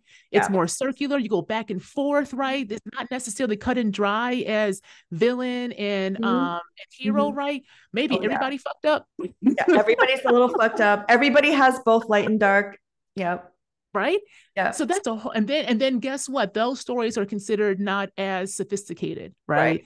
They're considered not as literature. I can't, y'all, listen, y'all. I can't read that shit. Man, I tried to read that Emily Bronte. I was like, what the hell is this shit? I tried. I'm Adele. I tried. I can't do it. I fucked some Mary Shelley. Frankenstein, I can, but then even Frankenstein, even those writers were different, right? They were playing with understandings of that. They were also high as hell and acid and shit, hanging out. But like it was a different genre, right? So I think that I really do believe right now with Pluto in Capricorn going into Aquarius, but also with what's been going on in Pisces for so long. And then Neptune, there's something I read once where it says any planets that transit into Neptune are kind of a cleansing for them, almost like a head wash. Oh, I like that. I like that. Yeah. And it makes sense because again, I think Saturn's tired. It's like, bitch, I'm tired. I need to clean, right? So now they're getting cleansed, and it's having us in Aries going to be, what are the new things we're enacting? But for me, what is the new kind of dreaming via storytelling? Who are the stories we're going to actually tell? How do we tell them? Can we disrupt time? That's why I talk about time so much. Can we disrupt concepts of time? Yeah. Can we allow ourselves to play in ways that allow us to bring those imaginations into the public, right? And if we're going to have new ways of, I think we're going to have new ways of art, new ways of kind of the films we watch, right? I really want to get into documentaries. I took a documentary making class. Like, I really feel myself going much more into creative ways as I get older. And the thing is, it's weird because I never thought I would, but it also makes the most sense. I've got 4 planets in the 12th house in Libra. It's fucking 4 of them. Oh, nice. I can't escape this shit. So what happens if we allow ourselves to actually, instead of trying to force, right, do what Trisha is telling us in Resistance, do what other organizers have said for a long time, something that I really believe in too. What if we allow ourselves to actually take our time back and truly bring rest in as an active part of our resistance making, right? There's a way that then we can start to see new things, but because we are kept in this forefront of always having to be on, and right now we do have to be more on because we have to wade through the waters of the kind of propaganda we're fed. But even in all of that, you still have to rest, right? Yes. Right. But are you resting or are you disassociating? And that's why some of these folks pissed me off with one of my TikToks said when I said that when V was under the desk had told people just to go off for their mental health. Oh my God, I fucking lost my shit. I lost my shit because she knew good and they knew good and goddamn well what they were doing, right? That is a slippage. You are buying into a corporate understanding of mindfulness that is nothing more than disassociation tied to whiteness. Yes. But who got the most up in arms? White folks. Well, I got all these, I'm disabled, you ableist. I said, first of all, you assuming that I ain't got my own shit. A bitch is fucked up. Right? We all fucked up. And Because I'm fucked up, I realize how easy it is to disassociate so that you think that ain't going to come here. So in the beginning, we also have to use some discernment, y'all, is what I'm trying to say. Mm-hmm. I'm going to say this with love. I say this with love. We got to grow the fuck up. Yeah. Okay. We got to grow the fuck up. And you grow up by actually coming into your humanity. Mm-hmm. Right? That's how you grow up. You realize that you have to take responsibility. And when people say that, they think it is a negative. No, that should be a sense of empowerment. Mm-hmm. No one is going to save you. Mm-hmm. No one will save you. No one ever saved us. Nope. Ever. So if Ever. we realize no one ever saved us and the people they tried to kill are still here, we haunt the walls, we haunt the spaces, we haunt the land, then that should give you some damn impetus and some drive to be like, bitch, I can save me. Yes. Right? But you got to believe you. So this idea, you know, of disassociating and saying my mental health and all this other stuff, it's like, no, you don't, you're centering on what will make you be okay with this moment versus understanding and leaning into the discomfort that is trying to break you from the hold of something that will come for you next. Right. Right. Mm-hmm. We can't, like I said before, we only do selfish right. Mm-hmm. It's centering your comfort because it makes you uncomfortable to know that you are complicit in the suffering of others, because that is humanity and spirituality, which again, I don't know how spirituality was co-opted as like self-care, but it is when you feel like your spiritual center, you feel other people. Yeah. That's what I don't understand. Like, I'm an empath, I'm a highly sensitive person. I don't need to know the geopolitics of this. I know that there are people suffering, period. Yeah. And the reason why and the story behind the justification is too familiar. Yes. It's right. Just another story, like repeated, like you said. Yeah. Yeah. I just wanted to go back. You said so many amazing things in that stream of consciousness. And so for those of the people who are listening and they want to start, because I sometimes catch myself even in this storytelling from the very Western mind, right? And I have a deep ancestry that I'm just starting my journey into tapping into. What have been some pathways for you to do that and start seeing things in a different way? In terms of working with ancestors, or just in general of just shifting? Storytelling, because there is this amazing quote that I'm going to get it wrong. It says, "We will always glorify the hunter because we never heard the lion's story." And I think now it's the lion's turn. Yeah. But how do you even start to begin that journey? Because I really do believe the next Pluto and Aquarius thing is us telling our stories. And by us, I mean people of the global majority, where you said like this is death justice, like we're telling the stories of our ancestors. But how can we start going on that journey if we're still indoctrinated into this Western colonial mind? Yeah, that's a good question. For me, there's a couple of different ways you can do it, right? I really do think that we don't understand sometimes the power of literature, of stories, like of books, but also of music, right? Mm-hmm. And I say this, I tell people all the time to make yourself playlists. Make yourself playlists based on the emotion you have. Right. So I work with anger a lot because I'm ruled by fire, literally, in all aspects, in fire and water. And my fucking fire is in water. So all a bitch can do is feel. So I say start with playlists, right? Start with a song. So let's say it's anger or fear. Fear is a good one. Make a playlist of songs that to you talk about fear. Okay. And put at least 10 deep. And in doing that, I want you to actually listen to the lyrics as they go through, right? This is a process of deep listening to self. And what is this? What are the lyrics trying to tell you, right? There's ways that both our ancestors, but also the stories of the land are constantly speaking. They just need to have a modality that you can hear and listen through. Right. So whatever you are drawn to with those songs, and when you actually listen, there's going to be messages there that are going to help you figure out where to go to next. Excuse me. The same with books. Who are you reading? I always ask this, folks, who are you reading?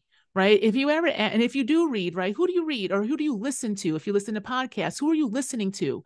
And it's not this genuflecting of, and white folks love to do this. I only listen to BIPOC. Yeah, but are you consuming or are you listening? That's a big difference, right? So who are you reading and who are you listening to? And I would argue that you need to read the kind of stories that make you both uncomfortable, but also take you on a different ride, like where you're like, I don't know where the hell this is going, because it's not this kind of A plus B plus C, right? You need to disrupt time. Part of this is you have to disrupt the concept of time that you are beholden to. Just because we are in the present moment does not mean this is progress. Just because we have more technology does not mean that we have progressed. We just have more advanced technology. So we are not, so you have to disrupt time itself. And this is where I love the work the work of Toni Morrison does as well. But honestly, and I can't, of course I go blank as soon as I start talking. But there are a few different authors and there's a couple of honestly really great indigenous authors. I just don't have the damn books on front of me.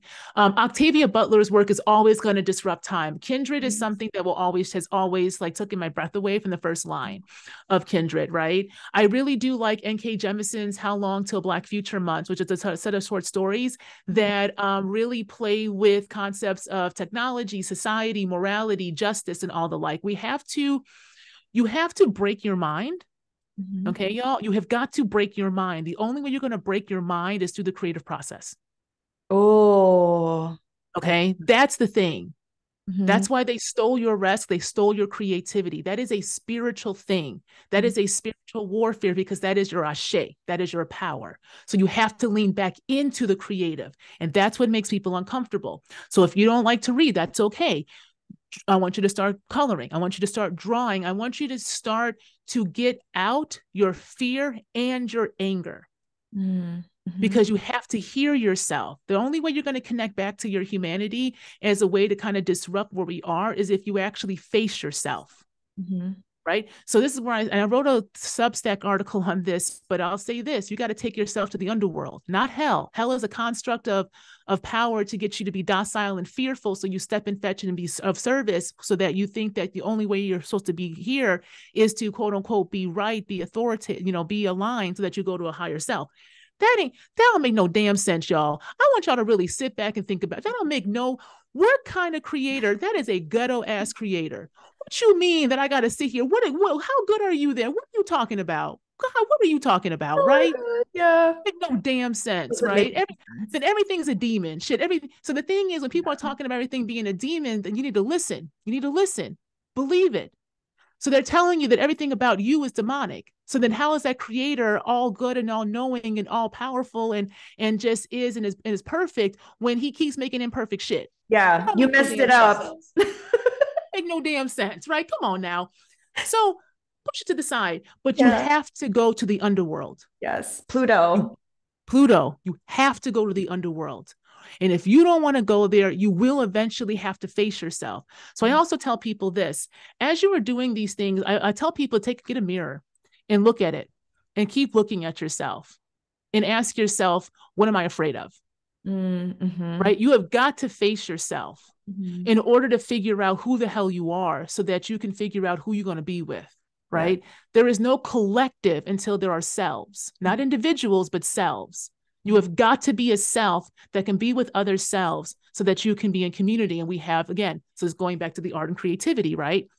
I also say that there is a great online magazine called Electric Marinage that got some great stories of fugitives and fugitivities and maroons, right? You need to read the stories.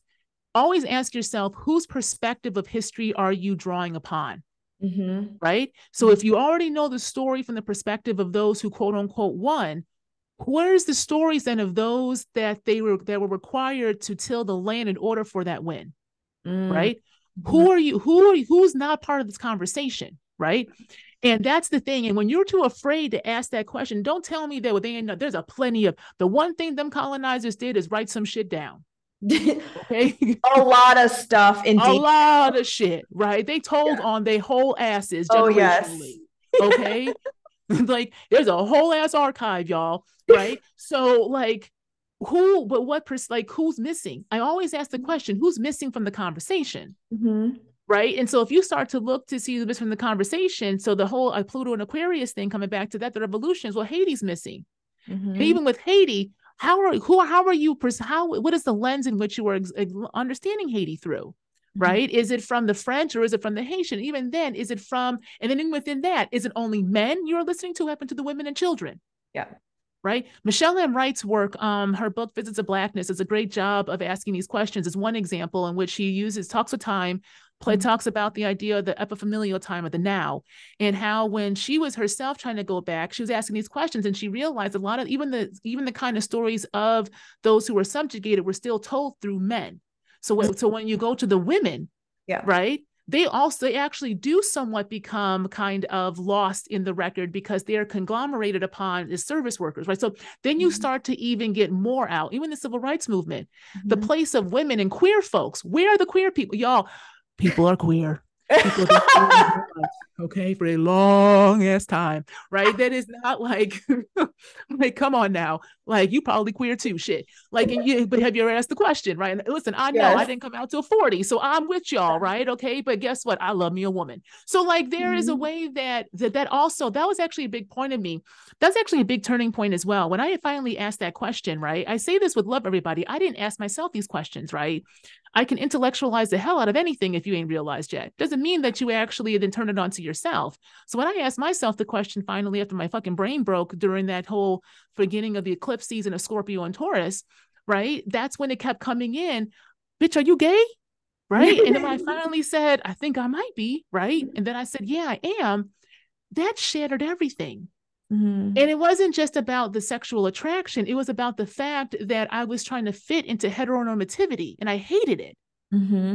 I hated every aspect of it. I hated the family structure. It was so isolating. Even in supposed community with other folks who had kids, it was still individual. We need to stop this community shit, because half the time people are too afraid to ask folks for help because they don't want to either be talked about or seen as being in need. Right? While also trying to perform this idea of service. We need to abolish the concept of the family, because the nuclear family does nothing but keep us separate from one another, keep us isolated, keep us moving across locations and places, and then supplementing our job is somehow community. Them work folks are not your damn community, because the minute something happens does not mean that they're actually going to be there. That's a harsh truth.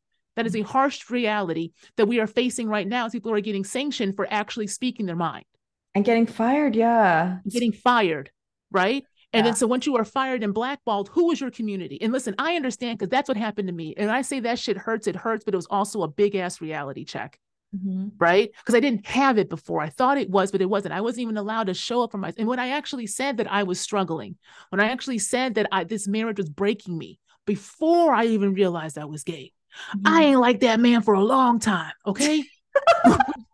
I'm gonna be real honest with you. I couldn't stand his racist ass family, right?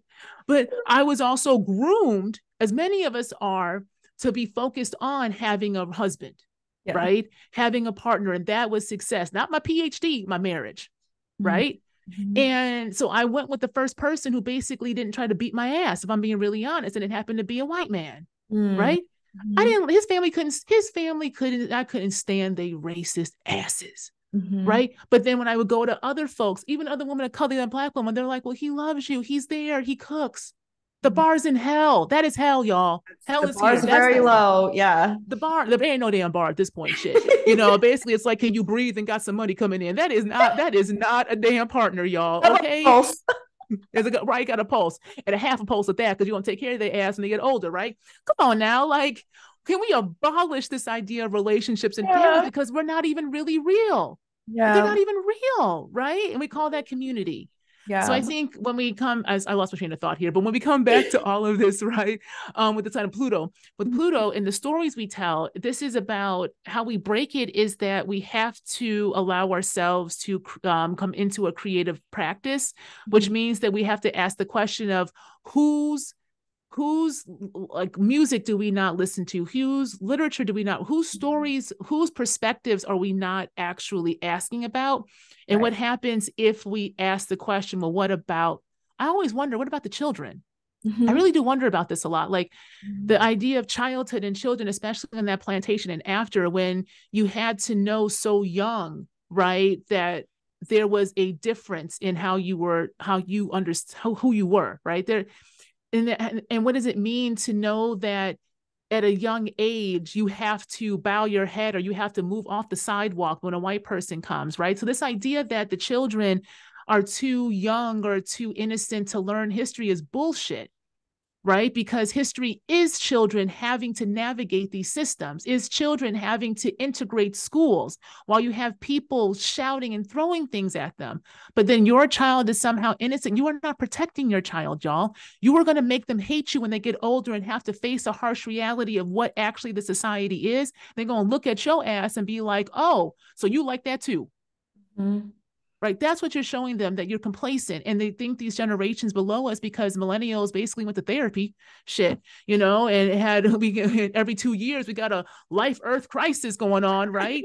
I think because we fucking tired. Right. And we telling some more truths. The kids behind us are like, we don't want to do that shit. Yeah. Y'all a hot mess. I mean, like, we're going to take your style because, we ain't got our own right now. But y'all are a mess right now. Right. And they are every right to say that because we are.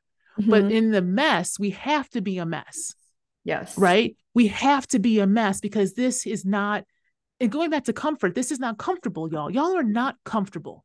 This is familiarity and it is stagnation. This is not comfortability. This is familiarity and stagnation, and it is fed back to us as the only way. Right? So you can only find a different way if you allow yourself to actually create. So this is going the other thing. Not everybody's going to come along and everybody wants to. Right. And that's another harsh reality. There are collectives, not one collective.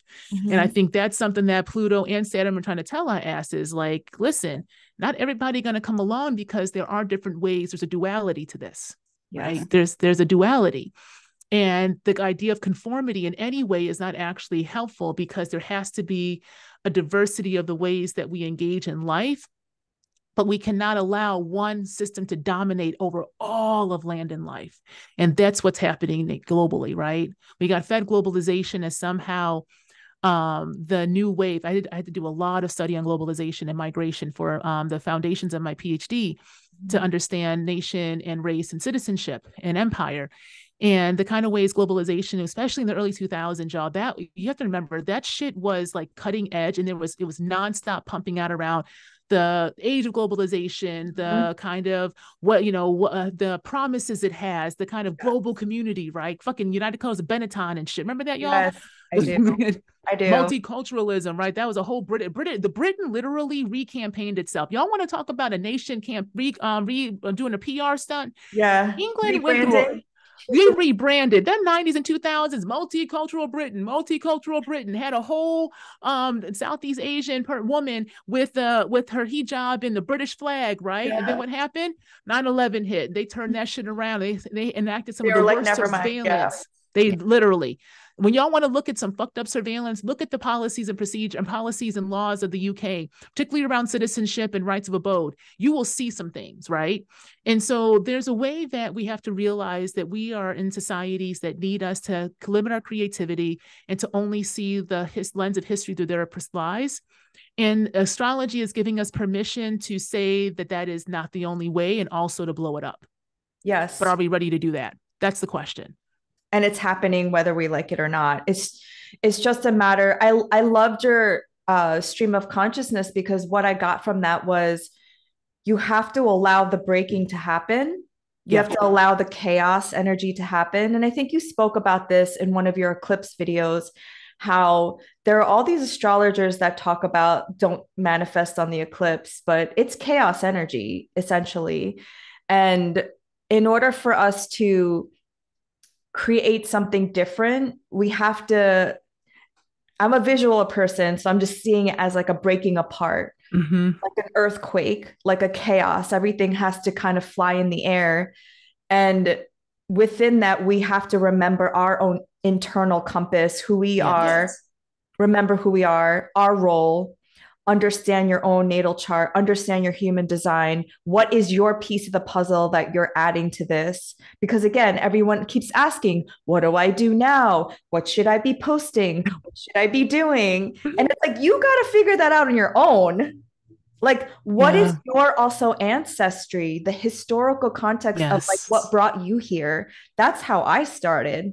Yes. I started by healing my own childhood trauma of domestic violence, family violence, and then asking, like, why was my father like that? Like, what the heck? Yeah. And Yeah. working with my ancestors and finding out, oh, my ancestors were colonized too. Yes. And what would That's have the that thing. been like for them? You know, of course, they only know violence because they had their names taken away from them, their language, their land. They were also dehumanized. Yes. And so, of course, like my father is going to have a violent understanding of this world. Yes. And so, how does that also play into the bigger context of this world of what's happening today?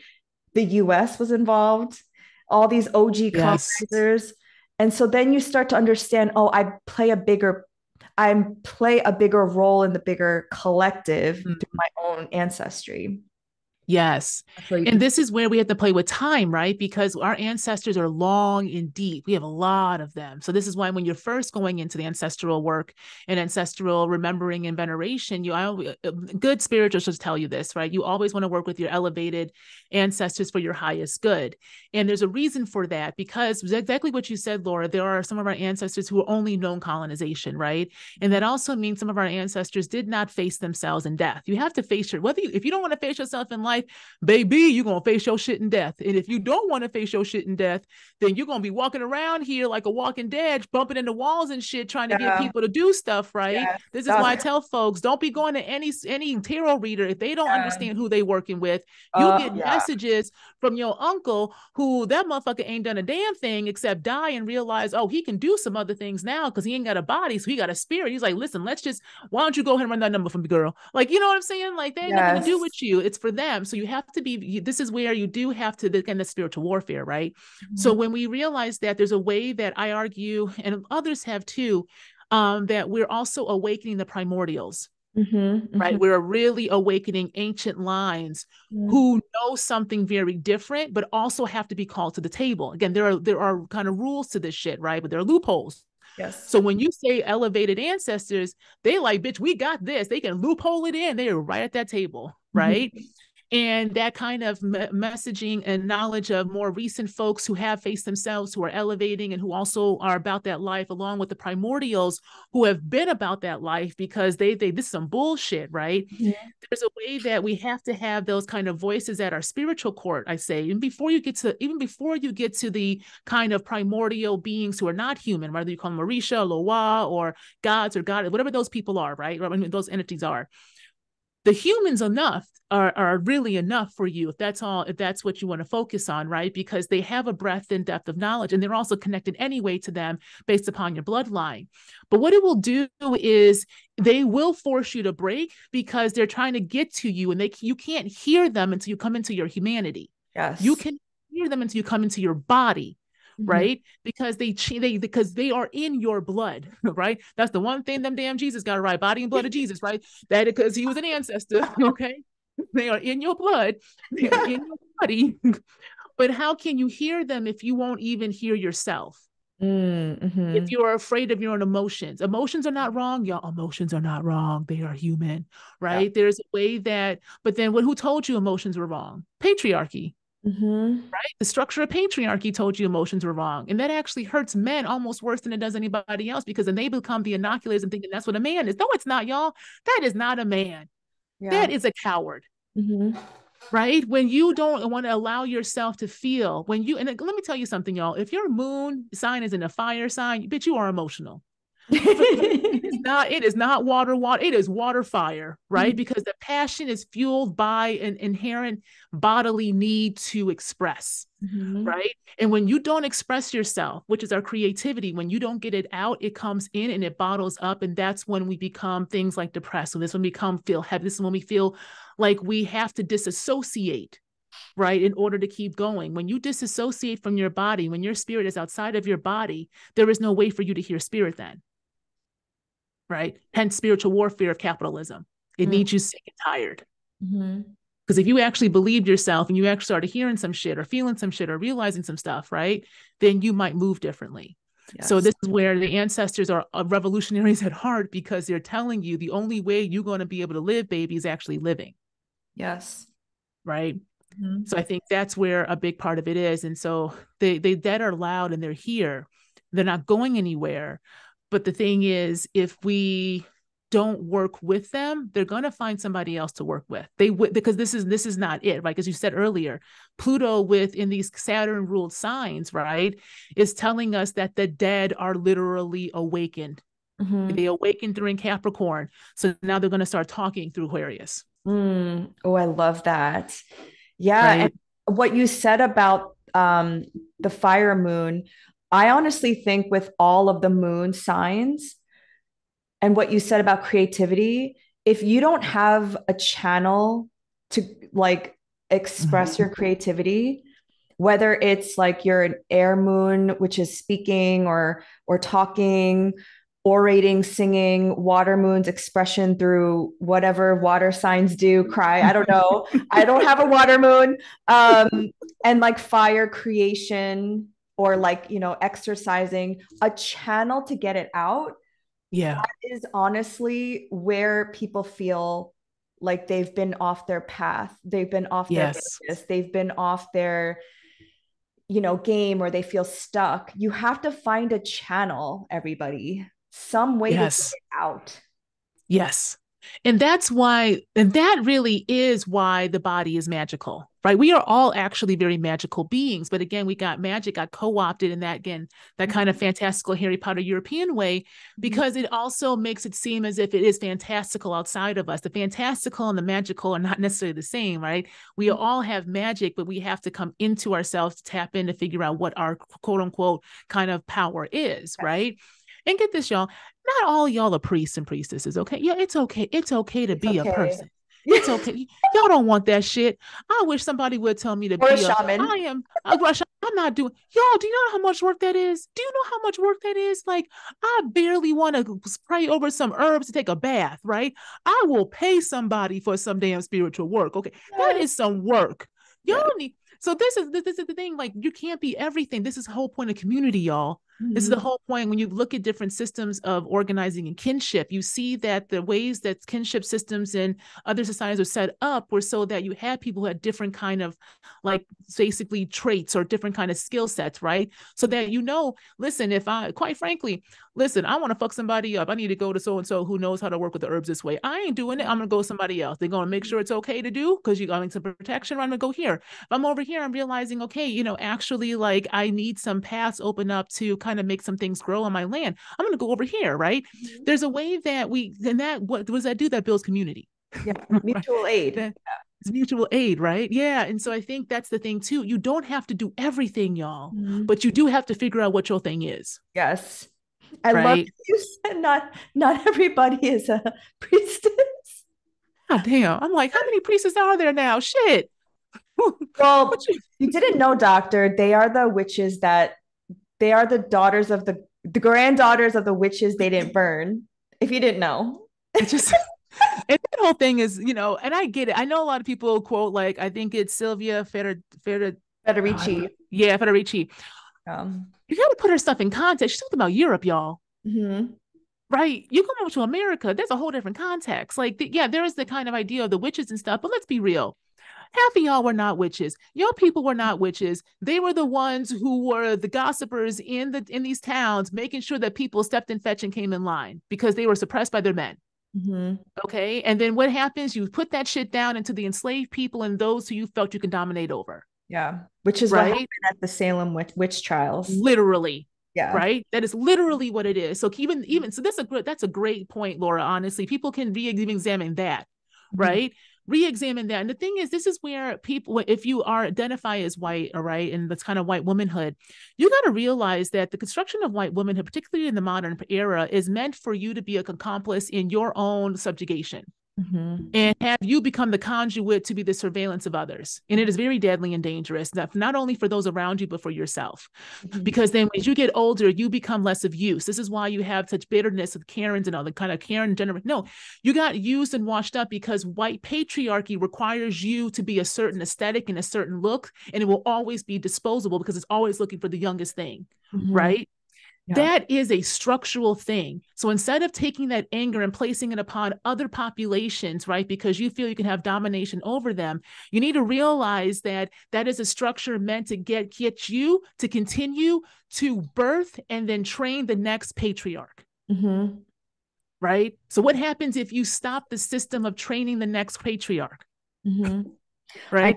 My friend said, she's a Black woman. She said it's like passive income. It's like passive patriarchy. It really is, You just right? let the white women do it. Yeah. Just let it, right? And so that's not helping anything. So there's a way that when I talk about facing yourself, right? And you have to face and look at yourself. And if you start to engage with ancestors, you might realize you don't like some of them motherfuckers. Yeah. Right?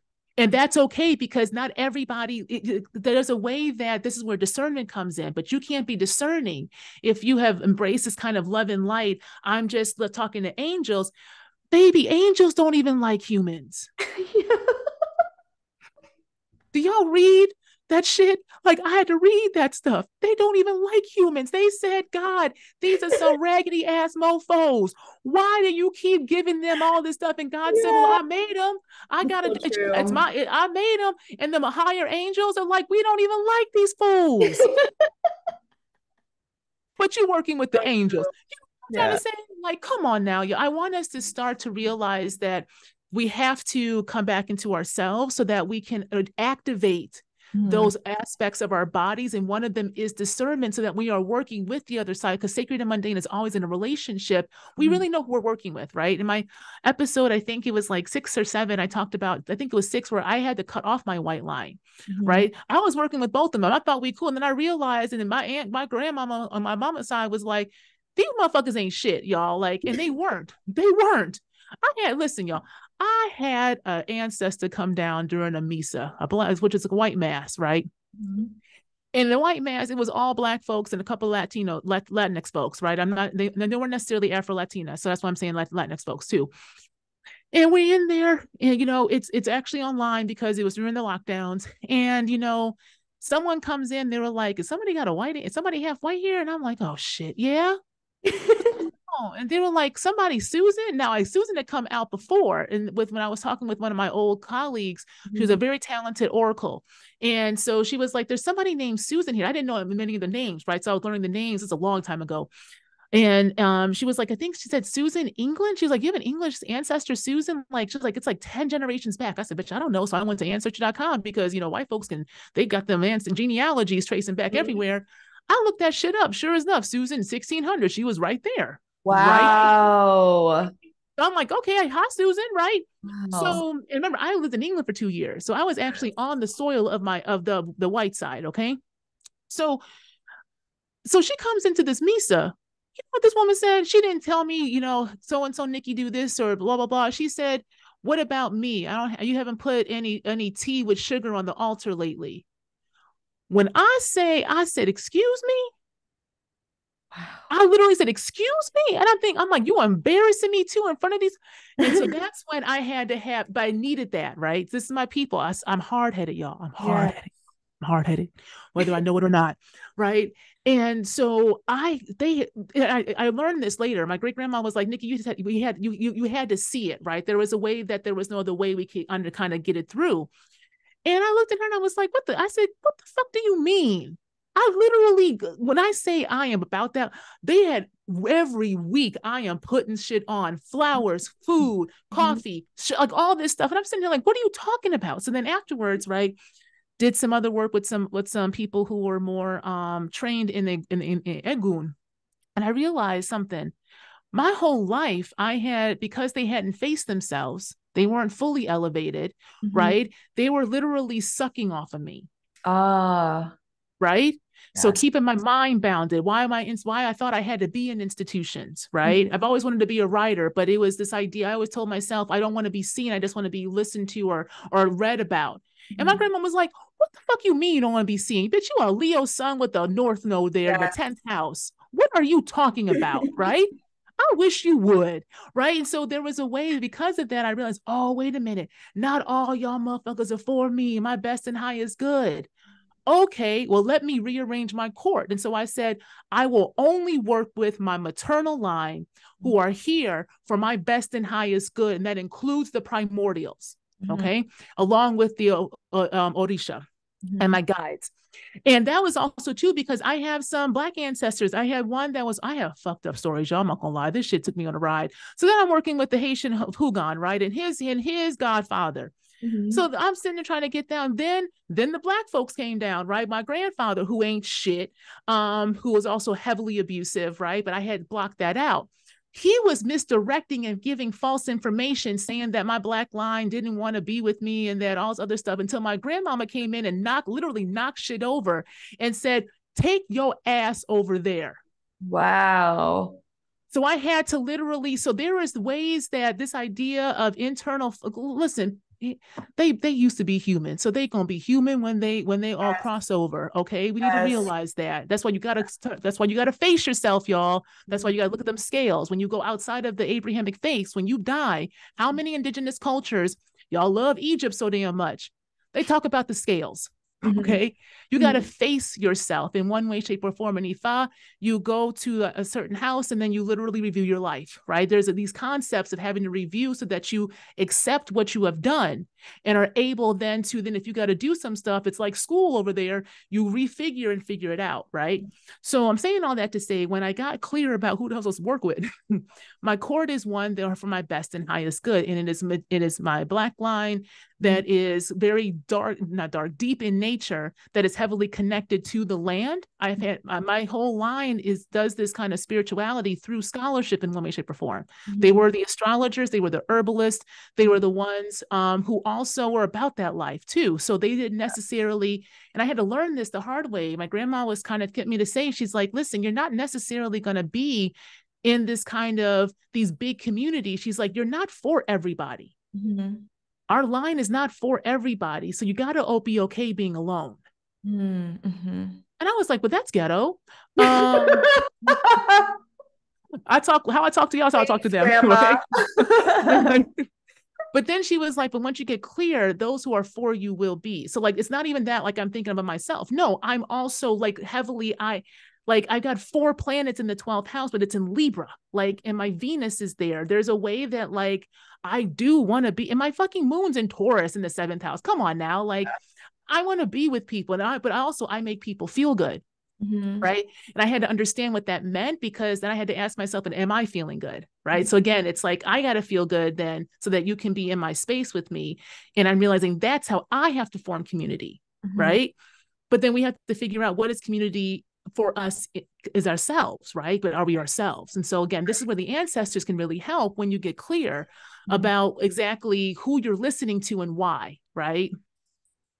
Thank you for sharing that. That is such a, well, I was laughing when you first started like bringing your ancestors in, because mine are also very sarcastic and like they talk to me like that, like, Laura, get your head out of your ass. Like, you're stronger than this. And so I was just laughing because I also like, I'm like, okay, fine. My ancestors also make me do things that trigger people. They're like, do it, because they were also about that life, about the revolutionary life. And I'm like, I don't want to offend anybody. But then they're like, just do it. I'm like, okay. So yes, thank you to the ancestors for our highest good.